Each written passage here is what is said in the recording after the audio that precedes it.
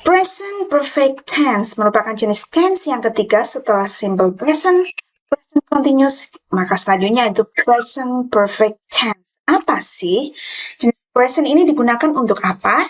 Yaitu untuk menyatakan suatu kejadian atau tindakan yang sudah terjadi di masa lalu dan masih berkaitan dengan masa sekarang. Adapun jenis atau kegunaan lain dari jenis present perfect tense ini bisa untuk mengungkapkan kegiatan berulang atau menyatakan suatu capaian, suatu hasil, atau menjelaskan bahwa subjek atau orang itu pernah melakukan sesuatu, pernah ya, ever.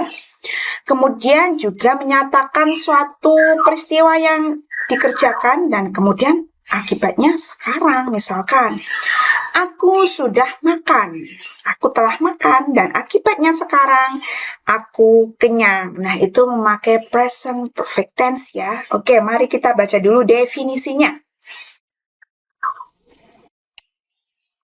Present perfect tense mendeskripsikan action, aksi, tindakan, atau kejadian, tindakan, atau kejadian yang berhubungan with a connection ini ya, berhubungan dengan keadaan sekarang dan biasanya dibentuk dengan ditandai dengan kata kerja bantu have or has. Have or has di sini artinya bukan memiliki ya, tetapi arti has and have di sini artinya telah atau sudah. Jadi bukan memiliki, karena ini merupakan kata kerja bantu yang dipakai di present perfect tense. Kemudian diikuti apa lagi setelah have dan has? Nah, ini yang penting, diikuti dengan participle atau verb 3. Nah, verb participle itu sama saja dengan verb 3. Contohnya apa nih? Contohnya go jadi gone, break jadi broken, see jadi seen, know jadi known gitu kan.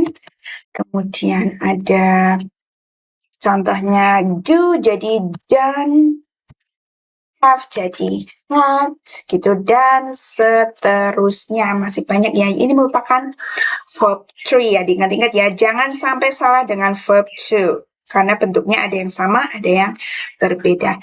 Nah, bagaimana dengan timeline-nya? Kalau melihat timeline-nya ini, posisinya itu, nah ini, ada di masa lalu tapi masih berhubungan dengan masa sekarang. Nah, ini struktur kalimatnya ada subject, bisa he, she, it, they, we, you.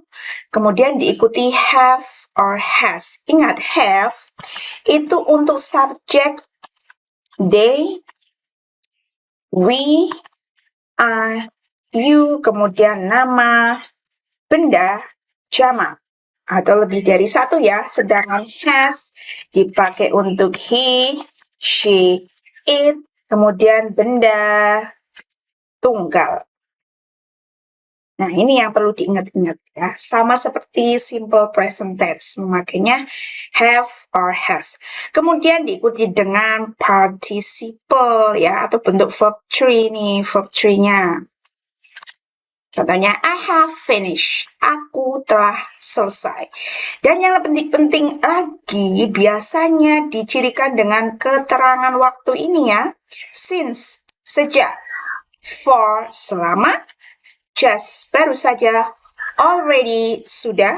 Never, tak pernah. Ever, pernah. Nah, ini untuk kalimat positifnya bentuknya seperti ini ya. Ada subject, have or has, kemudian past participle atau verb 3. Contohnya, I have completed the assignment. Aku sudah menyelesaikan atau melengkapi tugasnya. She, he, it has visited Italy. Dia telah mengunjungi Italia. They have watched that movie. Mereka telah menonton film itu. She has finished his meal. Dia telah selesai atau menyelesaikan makanannya. We have read the book. Kami telah membaca buku. Bagaimana untuk kalimat negatifnya? Tinggal dikasih not ya setelah have or has. Biasanya disingkat seperti ini juga ya, bisa ya. Have not itu biasanya have not itu disingkatnya haven't ya, seperti ini. Kemudian has not itu juga disingkatnya hasn't. I have not traveled to Japan. Aku belum berpergian ke Jepang. She has not learned French. Dia belum belajar bahasa Prancis. They have not met the new neighbor. Kemudian tetap diikuti dengan past participle ya, atau verb 3 ya. He has not received your message. Dia belum menerima pesan-pesanmu. We have not found the lost case. Kami belum menemukan kunci yang hilang. Bagaimana untuk kalimat tanyanya? Sama seperti halnya bentuk tense yang lain. Yang pertama itu have or has dulu, atau kata kerja bantunya dulu ya. Kemudian diikuti subject dan past participle. Misalkan, have you ever been to Paris? Ini ya. Sudahkah kamu pernah pergi ke Paris? Have you finished her project yet? Sudahkah dia menyelesaikan projectnya? Have they seen the latest episode? Sudahkah mereka melihat episode paling terakhir? Have we met before?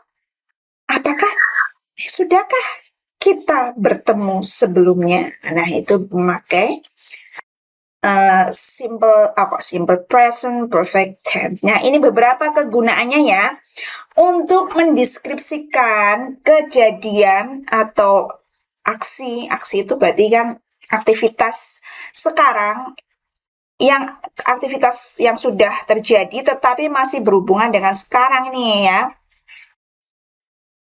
atau menyatakan suatu peristiwa yang sudah dikerjakan dan ada akibatnya sekarang. Contohnya, I have finished my work. Berarti dia sudah menyelesaikan PR-nya. Misalkan I have eaten bakso. Aku sudah makan bakso. Dan akibatnya yang dirasakan sekarang ini apa? Berarti sekarang sudah kenyang. Itu ya kegunaannya. Untuk mengekspresikan pengalaman, untuk menyatakan pengalaman, pencapaian, atau hasil, misalkan, she has traveled to Europe. Dia telah bepergian ke Eropa. Jadi pencapaiannya dia sudah berkunjung ke Eropa ya. Atau untuk to convey action that have just happened, untuk menyatakan kejadian atau aktivitas yang baru saja terjadi sudah selesai. They have just arrived. Mereka baru saja sampai. Itu makanya present perfect tense ya. Kemudian untuk to discuss action at an unspecific past time, untuk menyatakan kejadian atau kegiatan pada waktu masa lampau, pada waktu yang tidak spesifik, tidak dijelaskan secara pasti waktunya. Contohnya, he has seen that movie. Dia telah menonton film itu. Nah, itu beberapa kegunaan atau kapan kita memakai present perfect tense ya. Semoga semakin paham dan tidak bingung dengan bentuk tense yang lain.